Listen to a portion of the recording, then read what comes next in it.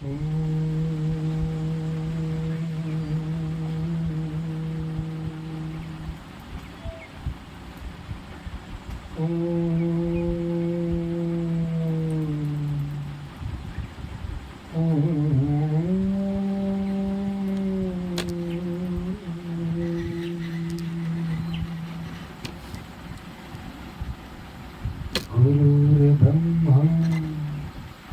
गुरुर्विष्णु गुरुर्देवो महेश्वर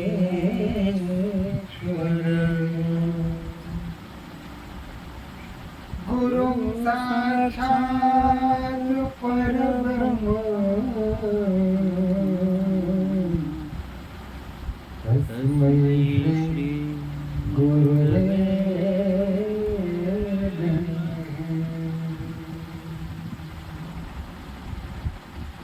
यन्माया विश्ववर्ति विश्वमखिलं ब्रह्मादिदेवासुरा यत् सत्त्वादमृषैव भाति सकलं रज्यो यथा हेर्भ्रमः यत् पाद प्लवमेकमेव हि भवाम्बोधेस्तीर्षावतां वन्देऽहं तं शेषकारणपरं रामाख्यमीशं हरिम्।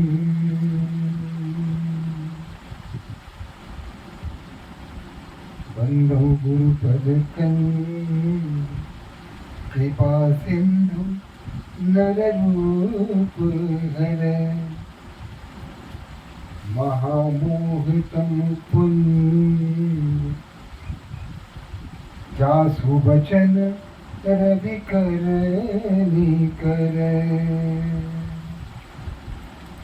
श्री गुरुपद लखमणि घन ज्योति सुमिरत दिव्य दृष्टि होती गगन मोहतम तो सप्रकाशो बड़े भाग आवहि जासु। एक बार गुरुदेव महाराज की जय। सियापति रामचंद्र की जय। उमापति महादेव की जय। जगत जननी अम्बे की जय। बजरंग बली की जय। वृंदावन बिहारी लाल की जय। जय जय श्री श्री सीताराम।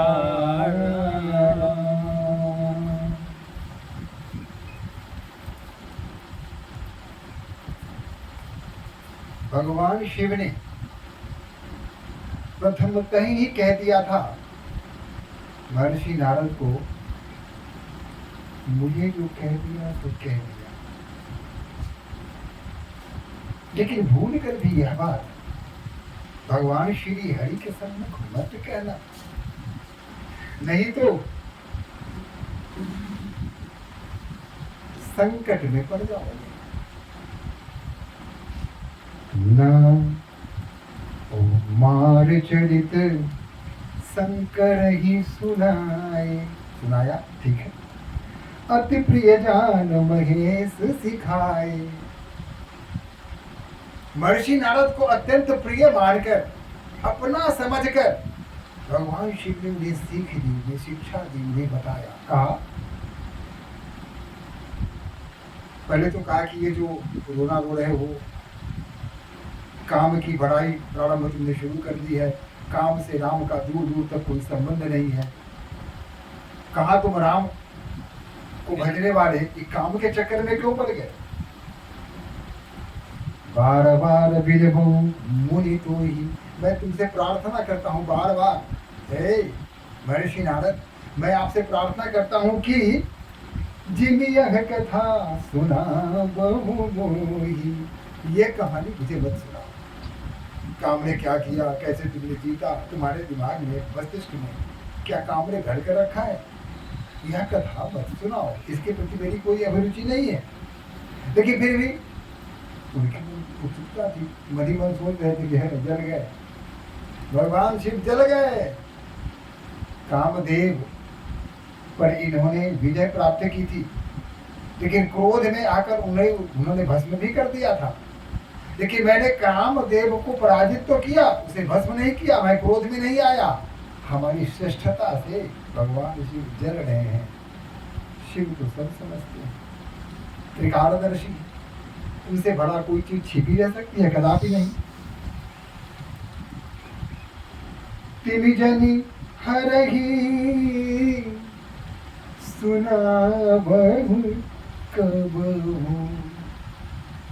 लेकिन नारद जी एक बात सुन लो, श्री हरि के पास जाकर यह कथा मत सुनाना, चाहे चले हूँ प्रसंग दुराये हूँ तब हूँ। अगर यह प्रसंग चलता भी है, इस प्रकार का प्रसंग अगर वहां आ जाता है, बातचीत का क्रम अगर इस ओर मुड़ जाता है, तब भी भूतवश भी तुम ये जो तुम्हारा काम विजय की गाथा है वहां जाकर कदापि मत सुनाना। अगर सुनाओगे तो बस।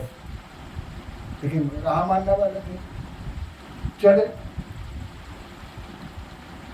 संबोधिन उपदेश गीता नहीं नारद ही सुहान। उपदेश कर रहे थे, नारद अंदर ही अंदर कूद रहे थे, गुरुवा सभी आ गया है, मुझे सिखा रहा है?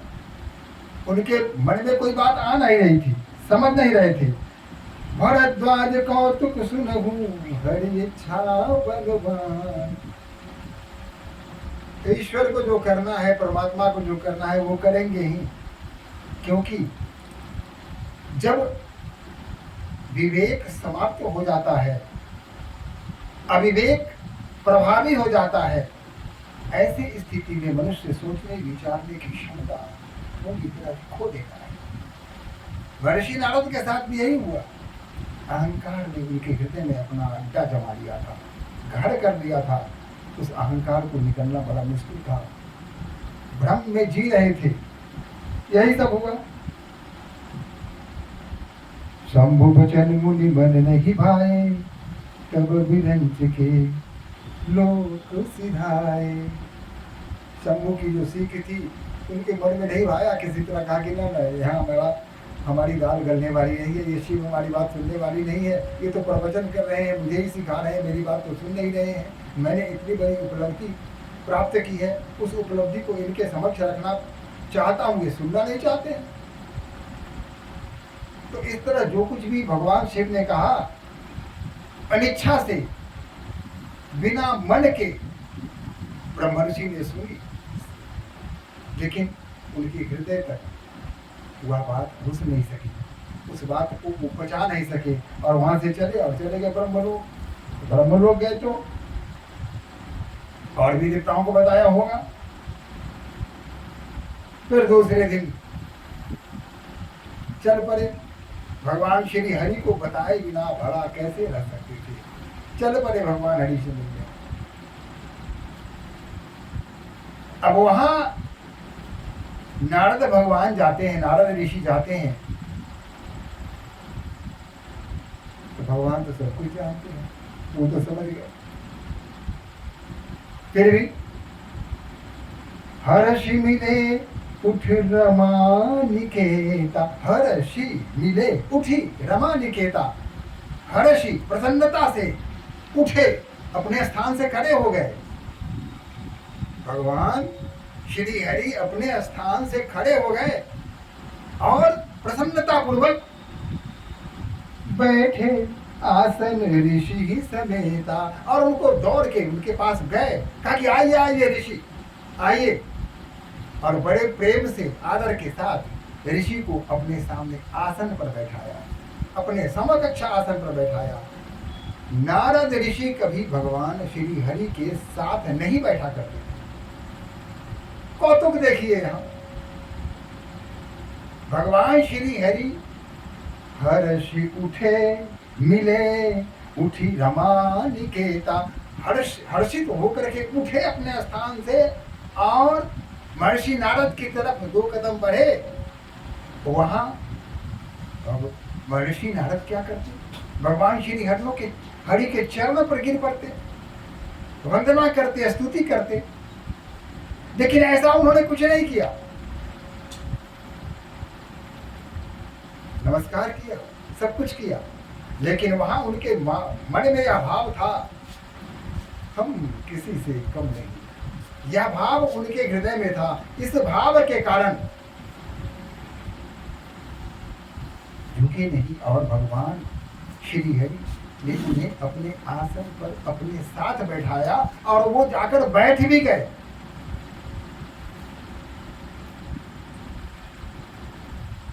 अब आगे क्या होता है? बोधि बिहसी चराचर राया,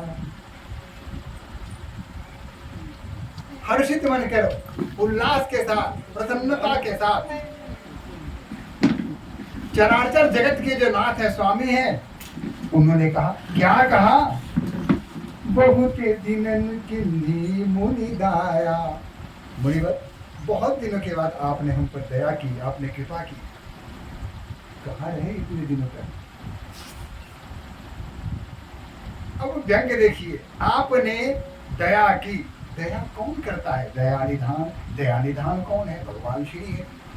और भगवान श्री हरि कह रहे हैं ब्रह्मर्षि नारद को, क्या कह रहे हैं? बहुत दिनन किन्ही मुनि दाया।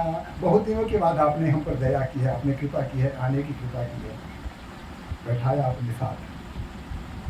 लेकिन नारद जी के मन में तो कुलबुलाहट थी, छटपटाहट थी। कामदेव जैसे शक्तिशाली देवता को हमने पराजित किया है, और वह भी बिना किसी क्रोध के। शिव शंभु से यहाँ मैं ऊंचा हो जाता है। अतः अपने आप को वो त्रिदेव के समकक्ष समझ रहे थे। कह रहे थे कि मैं त्रिदेव के समकक्ष हूँ।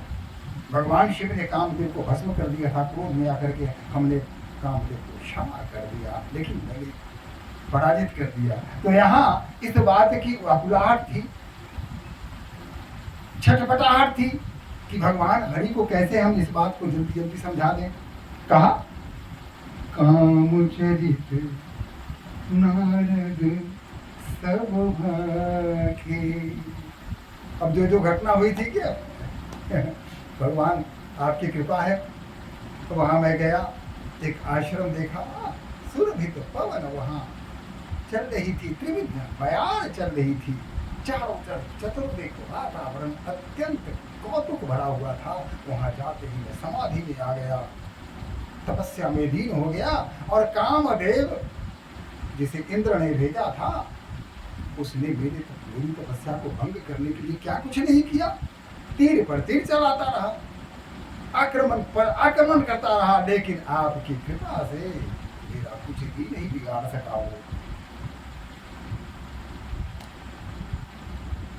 फिर उसने जब मधुर वचन से मुझसे क्षमा याचना की तो मैंने देखा, लेकिन भगवान हे श्री हरि, मुझे क्रोध नहीं आया, मैंने क्रोध नहीं किया। कहने का तात्पर्य था कि भगवान शिव की तरह मैंने क्रोध नहीं किया। मैं भी चाहता तो कामदेव को अपनी तप बल से आंखों से जला सकता था, मैंने ऐसा नहीं किया। इस प्रकार ब्रह्मर्षि अपने आप को भगवान शिव से श्रेष्ठ बताने का प्रयास कर रहे थे, और भगवान श्री हरि को सब कुछ समझ रहे थे। अब करुणानिधि मन दीख विचारी, भगवान श्री हरि ने आंख बंद किया और विचार किया कि आखिर बात क्या है। गहराई में गया और तब पाया पूरे अंग केरे गर्भ तरु भाई। उन्होंने देखा कि महर्षि नारद के हृदय में अहंकार का बट वृक्ष बहुत विशाल उग आया है। सारी बात उनकी समझ में आ गई। श्रीपति निज माया तब प्रेरी, सुनहु कठिन करनी तेहि केरी। बड़ा स्वागत बात किया। माता लक्ष्मी चकित, आश्चर्यचकित, ये श्री हरि क्या कर रहे हैं, ये उठ के नारद की तरफ बढ़ रहे हैं, हृदय से उसको लगा रहे हैं, उनकी प्रशंसा कह रहे हैं कि आपने बड़ी कृपा की हमारे यहाँ आने का, और लेकर अपने आसन पर बैठाते हैं अपने साथ। ये सब हो क्या रहा है मेरी समझ में कुछ नहीं आ रही है। नारद जी जाने लगे तो कहा कि अब मुझे आज्ञा दीजिए, आशीर्वाद दीजिए, वरदान दीजिए। कहा कि हमारा तो सब आपके साथ है। मणिमन ने कहा कि आप तो वैसे भी हमसे हमारे समकक्ष आ गए हैं, तो मेरे आशीर्वाद, मेरे वरदान की अब आवश्यकता ही कहाँ रही।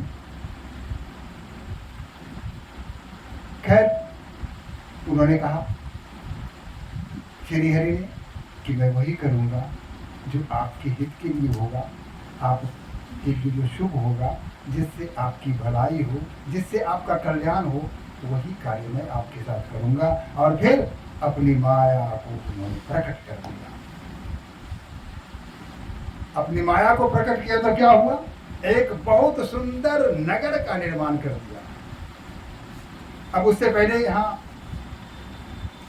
माता लक्ष्मी प्रश्न कर रही है कि आप पहले मुझे, नारद जी का उधर जाना हुआ, माता लक्ष्मी चढ़ गई। वैसे भी पति पर पत्नी अपना फंडामेंटल राइट समझती है कि वो मेरी अपनी जायदाद है, जैसे चाहूँ उसके साथ, जो चाहूँ, जैसा चाहूँ, जब चाहूँ व्यवहार कर लूँ, कभी डांट लूँ, मन करे तो कभी उसके साथ मधुर वचन बोल लूँ। यानी दास से अधिक बेचारे पति कुछ नहीं होते। भगवान श्री हरि भी तो बेचारे पति थे ना। पत्नी ने प्रश्न किया, क्या क्या कर दिया आपने, विचित्र है। नारद जी को उठाकर लाए, अपने साथ बैठा दिया, ये सब हमारी समझ में नहीं आई। कहा कि लक्ष्मी, नारद जी बहुत बीमार हैं। बाकी बीमार है तो ठाटे कटे लग रहे थे, बहुत अच्छे लग रहे थे, मुझे तो कहीं से भी बीमार नहीं दिखे। कहा कि तुम्हारी समझ में नहीं आई, तो बीमार थे तो यहाँ क्यों आए, किसी डॉक्टर के यहाँ जाते, किसी वैद्य के यहाँ जाते, औषधि लेते, अपना उपचार कराते। आप कोई डॉक्टर है, यहाँ क्यों आए। कहा कि डॉक्टर के यहाँ वो गए थे,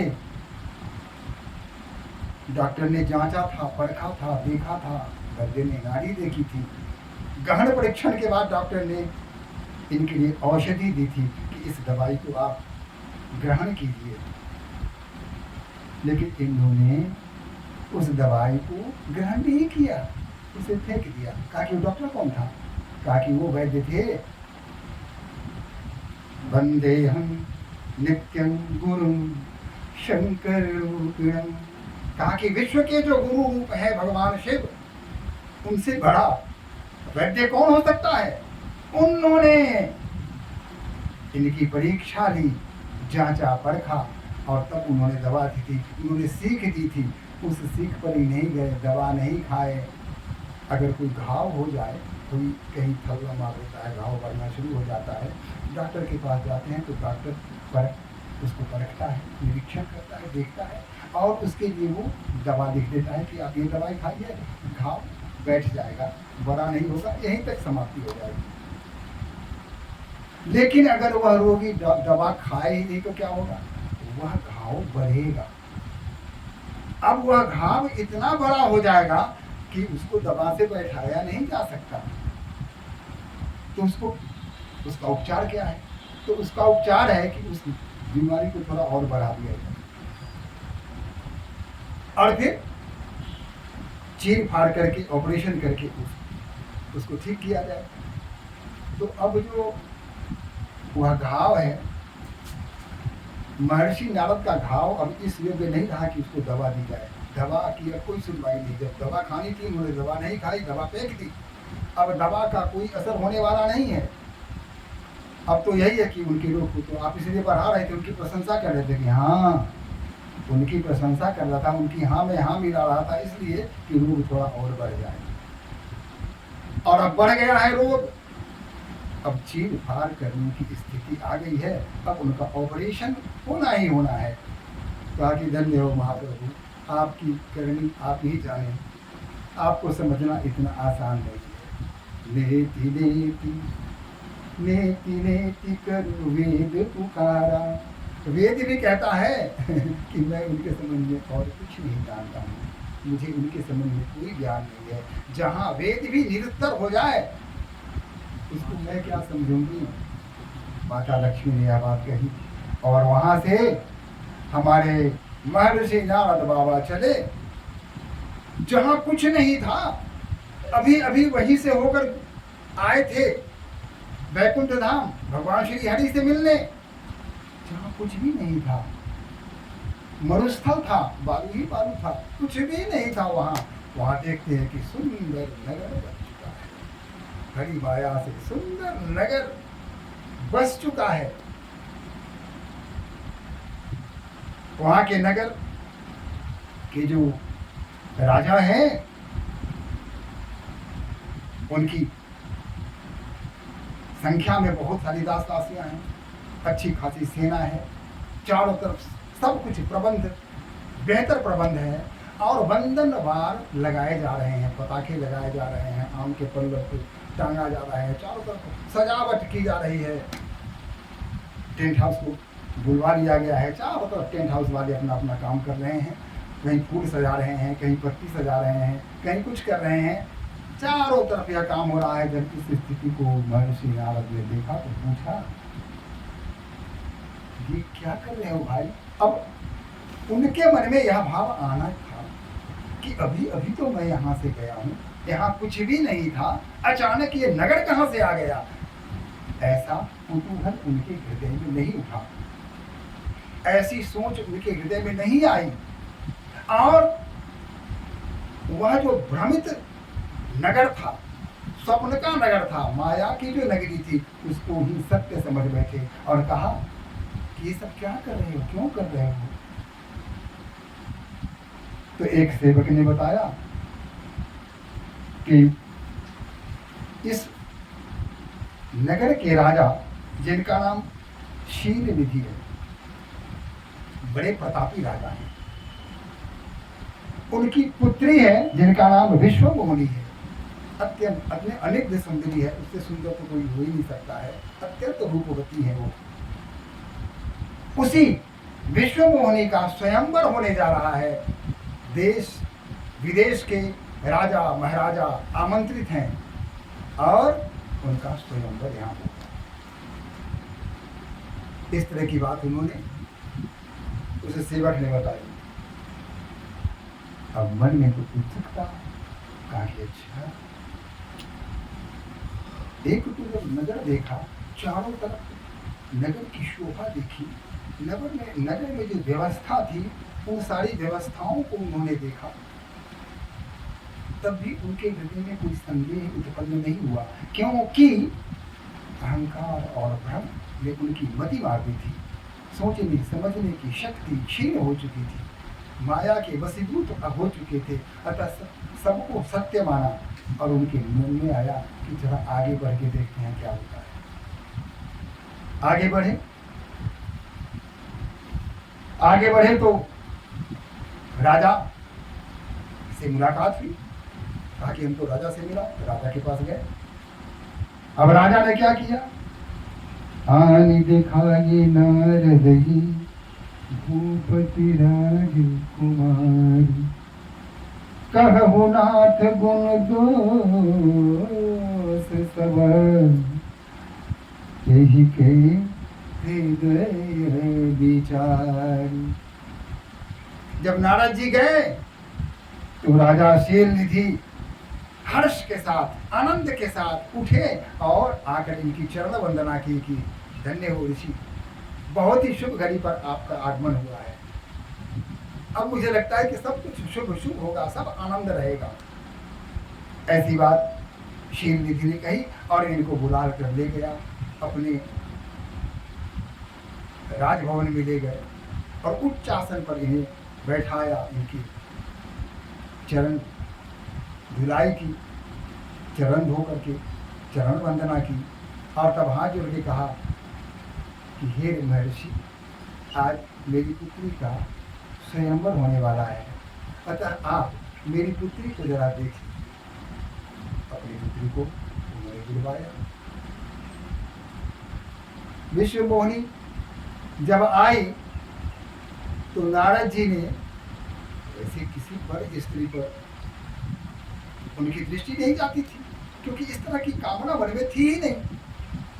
लेकिन माया के वशभूत होकर के जब इन्होंने विश्व मोहिनी को देखा और देखते ही रह गए, लगातार देखते रहे। यानी पूरी तरह विश्व मोहिनी के रूप जाल में महर्षि नारद फंस चुके थे।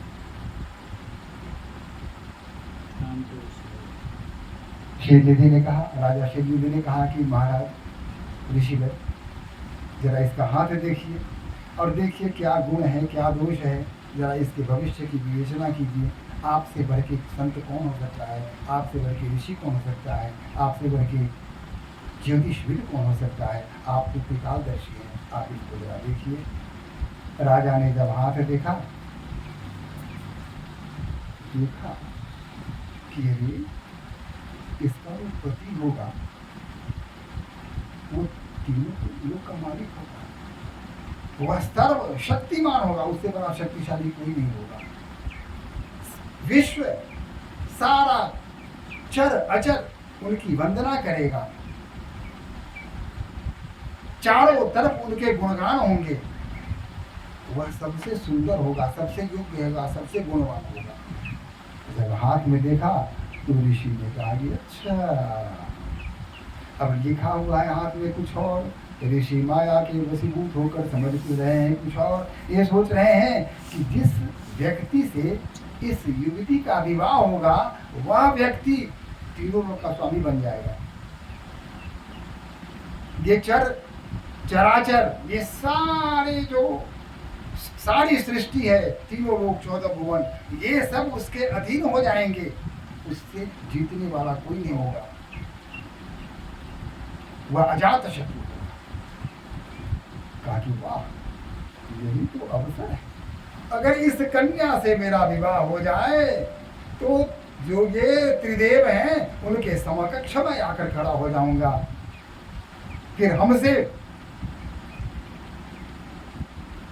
और कुछ करने की आवश्यकता नहीं होगी। बस न तप की जरूरत है, न जप की जरूरत है, न तपस्या की जरूरत है, न साधना की आवश्यकता है। बस एक ही काम करना है, वो क्या, इस कन्या के साथ विवाह हो जाए, विवाह होते ही मैं सर्वशक्तिमान बन जाऊंगा।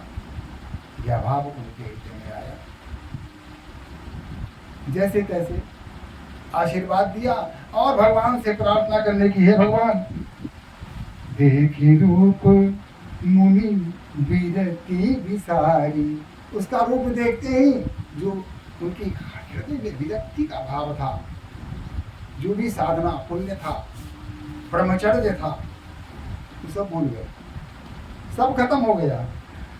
बड़ी बार लगी रहे निहारी, और लगातार उसको देखते रहे।